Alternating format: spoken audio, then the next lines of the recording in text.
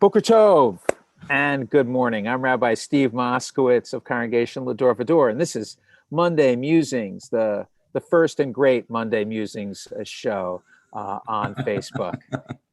It's a little first shout and out. great, the first one. It's my second one, but it's really the first one. My shout out to my brother, Rabbi Michael Moskowitz, for the Monday Musings idea. But I am joined this morning by Rabbi Jeff Stombaugh, a great friend of mine and the family. And I just want to say a little bit about Jeff and welcome him here. He was ordained from the Hebrew Union College Jewish Institute of Religion in 2018. He's been a rabbi for 2 years, and he worked for the first 2 years as a Jewish Emergent Network Fellow at Mishkan Chicago. Right. And now he is the executive director of The Well in Detroit. Where my brother, of course, is a rabbi. He's also newly married. Yes. Mazel tov to you and Stephanie. It was a Thank you. I would not be here without her. Yeah, it was a beautiful wedding ceremony that we joined you for on Zoom. Yeah, we were hoping to dance with the two of you in May, but it will have to do for now. For now, we're still dreaming up, a gathering when gatherings are safe. So I wanted to also, I should say, our families have been friends for a long, long time. We're like third generation now, really, when you think about it. That's true. And I loved your grandparents. They were just the most wonderful people. And your grandfather, Jerry, was an extraordinary teacher of mine and such an important teacher of mine. He was my teacher when I thought I was going to be a doctor, but what he taught me more than anything is to be a great teacher is to help someone find their way and their place, and not to mold them in their own image, in his own image. So that was Jerry's great teaching. So Jeff, tell us a little bit about The Well on Long Island. We have no idea what this is, and happy give us a little bit. Happy to educate. So the Well was born 5 years ago, and it was built under the umbrella, really, of was the confluence of luck, good ideas, and some a real coming together. Rabbi Dan Horowitz started the Well, and under the umbrella of Temple Israel, with some external funding, to be able to start organizing young adults, to serve young adults, what became young adults and families with young children, to be able to find each other, to meet each other, to find people to do life in Jewish with, to meet 5 best friends that you didn't know they didn't have and couldn't live without. And it really started as this sort of progressive Chabad model, and then flipped, I think, about a year or two in, as I understand the story. And instead of Rabbi Dan having people gather at his house to do Jewish, really flipped the script and started empowering his friends and people that he knew to do Judaism in their own homes. And largely, one of the big organizing principles was to make small shared interest groups. And they were able to have the resources to help provide materials, touch points, communication, so that those groups could flourish and thrive. And there are Shabbat groups and Rosh Chodesh groups that have been around for 5 years. And even in the pandemic, some have been meeting more often than they could have otherwise in person, just because of Zoom. And I'm really honored to be able to take this organization to the next chapter. Oh, congratulations on the new position. Thanks. So I'm curious, is it a synagogue without walls? I mean, No. You got to help us a little bit. We're very, I got you. Sort of here, we're thinking about synagogue. How is it different than a synagogue? We will never, ever do a Barnba Mitzvah, ever. That's like, ever. That's like the real, that's like the one major rules of the Well. It's designed to serve the whole Jewish community. It's based on this principle that when the tide comes in, all ships rise. And can you explain that image a little bit more? Sure. Actually, the metaphor, the idea of that is that if you are like bringing in Jewish content, and the principle is that, my metaphor, I like to think of it as as a fertilizer. I'm going to use my own metaphor, switch the script a little bit. I like to think about the Well as being an organization that is going to help like revitalize the soil of a Jewish community. And in the Detroit Jewish community, Detroit is already a strong Jewish community. Having been here from 2 months in a pandemic, that is absolutely clear. And so my thinking lately, as I'm learning this community and this job and this work, is how is the Well uniquely positioned to bring this community from strength to strength? Not being a synagogue, being an organizing force of helping people build relationships with each other, and to do so using like maybe like creative ways of thinking about Jewish programming and engagement. Like in the past, there have been like Passover escape rooms, or like doing tashlich with a drone over the Detroit River, like really interesting kind of unconventional ways of thinking about doing and expressing Jewish programming. And to that end, as we're looking forward, I'm thinking of the Well as like an R&D department for like the Jewish community. Like I'm thinking of ourselves as being able to experiment and invest in places that maybe traditional institutions and synagogues might not, in order to sort of learn, see what we drum up, and bring that wisdom out to the rest of the Jewish community. So do you not do like the traditional services? I would say there's not a Friday night and a Saturday morning service on a regular basis. Not on a regular basis, no. So in pre-pandemic times, there is. Maybe go back to that soon. Yeah, amen. Maybe go back to that soon. The Well would host Shabbat dinners in different places and around in people's homes. In terms of services, there would be a service like maybe once a month, and then there was a really exciting thing developing that was called Shabbat Together, that actually brought together rabbis from around the community to come together for a Shabbat service. So was it traditional? I don't understand that it was traditional. It was like a kind of a cross section of a lot of different ways of doing a service, always in the round, and they were very popular. And then the pandemic hit, and since then we've done a few different things online, just kind of working on getting ways for me to help get to know the community, which is why I really appreciate this time, really truly. Even though it's not like direct, it's a little passive, but it's what we got to work with. And we'll also do Tot Shabbat services in the morning. We like, as the Well participants grew up, kids came into the picture, and so we'll do Tot Shabbat services. We actually did a Tot Shabbat services in person at like a distance on different sorts of right. That's a cool idea. Yeah. Tarps and stuff like that to get people connected right now in the summer before the weather turns later. I think we have a lot of advantages when the weather is nicer. I mean, we can spread out so much easier, and we could gather, and it's just, the potential is much larger than when we have to gather inside. It's going to be much more limited. I don't know if we're going to have to do, RSVP to services, sort of. We did a RSVP. We even did Tot Shabbat. We limited for five families. Oh, even when it was outside. Yeah. 5 families. That way we could ensure that we had about 25 feet between me and anybody else, because I was singing with the guitar. We had about 10 feet between center to center and all the different tarps around. And by that time, you're spread out with 5 families in a park. It was. We had a lot of good feedback about how people felt comfortable being in that space together, singing and praying and having masks on and protocols. But it was a lot. It was a big space. It's a big space. Right.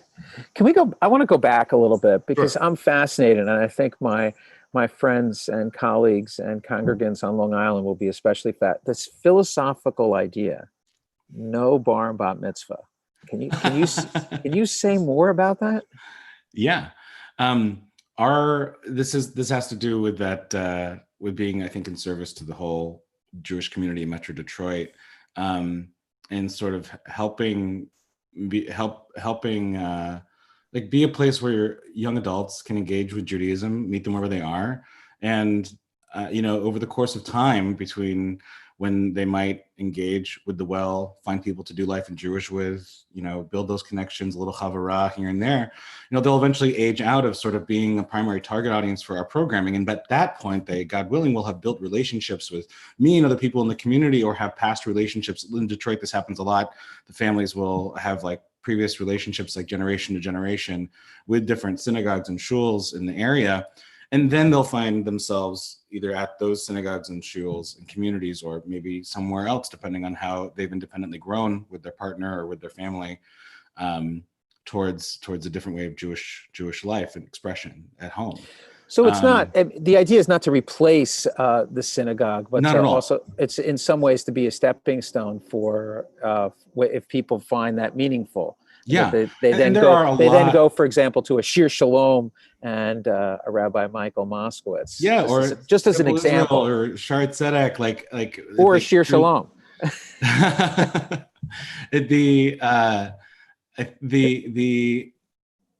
There are a lot of organizations, I think, or a few in the country, and certainly even in Detroit, that sort of fill this space, like engaging with young adults and families with young children in this sort of limbo between like feeling like they're have a relationship with or in a place to join a synagogue. There's Partners in Torah does a lot of great Jewish learning. There's The Well, there's Hill Elementary Detroit, there's Moishe House. Like there's a lot of this is sort of the landscape that we are a part of to facilitate gathering and learning and access to Jewish life and living with friends, and so it's to help like really vitalize Jewish life. That's really the dream and the goal. That's help wonderful. People flourish using this Jewish wisdom tradition. So we're going to shift focus entirely, because part of my intention of Monday Musings is to have my friends on, and they can share their passions and just, to teach people like, look, these are rabbis and they all have different interests. I had one friend who's an avid hiker and shared some of the spiritual meaning of that. And so I know that you are quite passionate about cars. I am. So I'm still trying to figure out how that fits with the whole rabbi thing and Jewish thing. But tell us a little bit more about your passion for cars. Well, yeah, and I can even try and tell you a little bit of how it fits, at least in my head. I'm still totally working it out with like this whole Jewish thing, but I'm not sure it has to be justified entirely. But go ahead. No, but I'll give you a couple pieces of the puzzle. So, I've always enjoyed cars. I don't know. At some point, like in my earlier adulthood, it really kind of woke up into like a real passion, fascination, muscle cars, exotic cars, foreign cars. I think it's probably came together around like comedians and cars getting coffee. Also, like at that period of time, like I don't know, something coalesced. I actually bought the URL Torah and Traffic with this idea that I would be able to to create some kind of a video content, kind of like Jerry Seinfeld's like Clergy and Coffee, people like hanging out. I don't know. I feel like that time might have passed. I don't know. Maybe we'll revitalize it and have good Torah conversations in the car sometime. But I'm passionate about vehicles and cars. I think some of that also maybe came from Zeta. Zeta and I shared a sense of like loving cars and vehicles.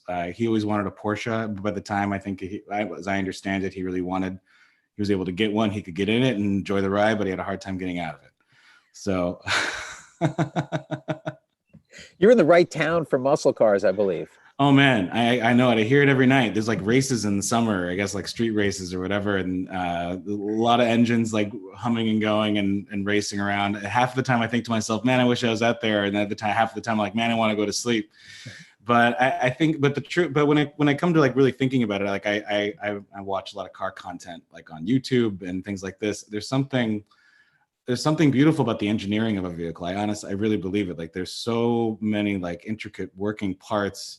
It's almost like we do this like prayer for the body every morning about like how like if one little thing were busted, like we wouldn't be able to stand in front of you today. I feel like a car is like very similar to that. And the car is like this amazing piece of like modern technology where like we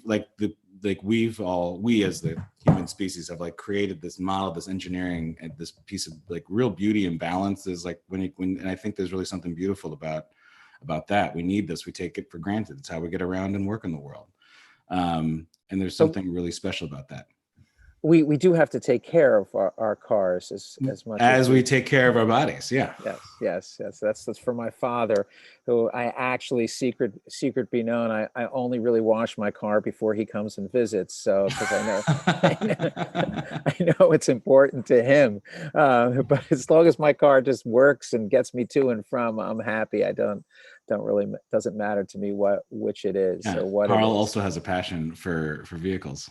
He certainly does have a passion for vehicles and cars. I think it's beautiful, though, part of what you're reflecting. I mean, it's something that you shared with your grandfather, alav shalom, and so that's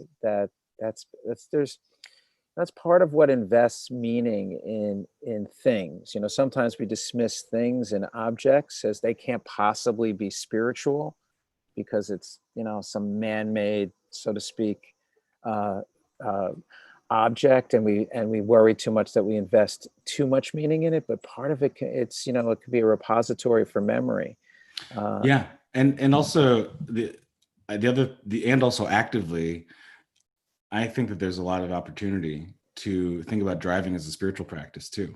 In the same way, many different things that we do can be spiritual practices if we sort of have just the awareness about, you know, how we're operating in that moment. So like think about it behind the wheel, like opportunity, like how there's a lot of it can be a really calming experience to go for a drive, you know, to be on the road, and, you know, obviously not being absent-minded because you have to be focused when you drive, but spirituality is not about being absent-minded. I think spirituality is about having a certain kind of a keen awareness about one particular thing, another particular thing, and being focused and having direction and like a sense of purpose. And all of those things come together when you're driving. And to even just intentionally take a cruise, you know, it's and I've been blessed to take cruises in a lot of cool places. In fact, before we left Los Angeles, Stephanie and I, it's where we met. I used the Turo app to rent a convertible 911 so that we could take it on PCH, take Mulholland. Like, we had a good time and we cruised, and it was absolutely beautiful. And there was no way I was absent-minded. We were absent-minded. We were just, you know, the combination of taking in the sights and sort of feeling the road and being a part of it all. Like the car can easily become a companion in that process. I would add two things, because you've really made me think about driving, and even though I dismiss cars, much to my father's chagrin, I do think there's two things. It just occurs to me as you're talking, and you remind. One, some of the best conversations I've had with my children, especially when they were younger, were in the car, because, you know, we were captive together on a drive, and so Yes. we could often have, you know, very intense conversations. And you know, I don't know what it is, but sometimes, especially when I was driving more often and commuting to the city years ago, you know, and there was an instance where I had lost a friend, and, you know, that's when I would think about her, and those memories would begin to flood. And it wasn't the music that was on the radio. And I worry I have is that we tend to spend our time in the car on the phone.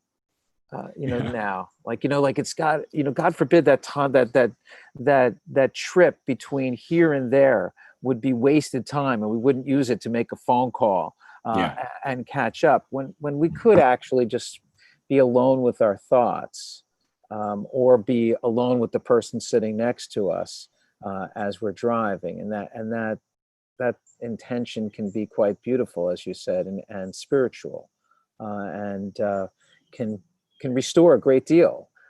So those are wonderful lessons that you've offered in terms of that. I hope you get your muscle car. Or Porsche, we'll see. I don't know.